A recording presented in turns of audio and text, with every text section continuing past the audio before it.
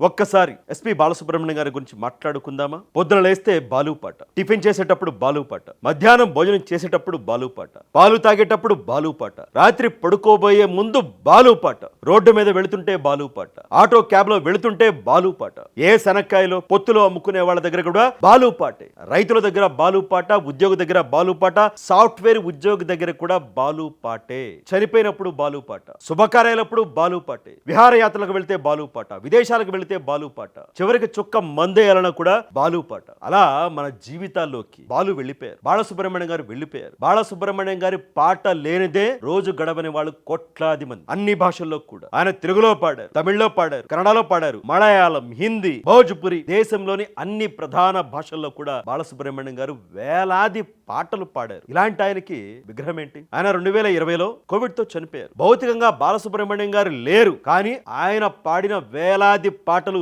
ఇంకా సజీవంగానే ఉన్నాయి, మన చెవుల్లో మారు మోగుతూనే ఉన్నాయి. అలాంటప్పుడు ఆయనకు మరణం లేదు, ఆయన పాటకి మరణం లేదు. 100 ఏళ్ళైనా సరే, 1000 ఏళ్ళైనా సరే. సో ఆయన పాటకి మరణం లేదు అంటే ఆయనకి మరణం లేనట్లే, అంటే ఆయన సజీవంగా ఉన్నట్లే, ఆయన పాట సజీవంగా ఉన్నట్లే. అలాంటి వాళ్ళకి విగ్రహాలతో పనేంటి? ఏదో పెద్ద పెద్ద విగ్రహాలు పెట్టినంత మాత్రాన బాలు గారి గౌరవం ఏదో ఆకాశానికి వెళ్ళరు. ఆల్రెడీ ఆయన ఆకాశాన్ని టచ్ చేసేసారు. బాలు గారి విగ్రహం పెట్టకూడదు, పీకేయండి, తీసేయండి, కూల్చేయండి అన్నంత మాత్రాన ఆయన గౌరవం ఏమీ తగ్గదు.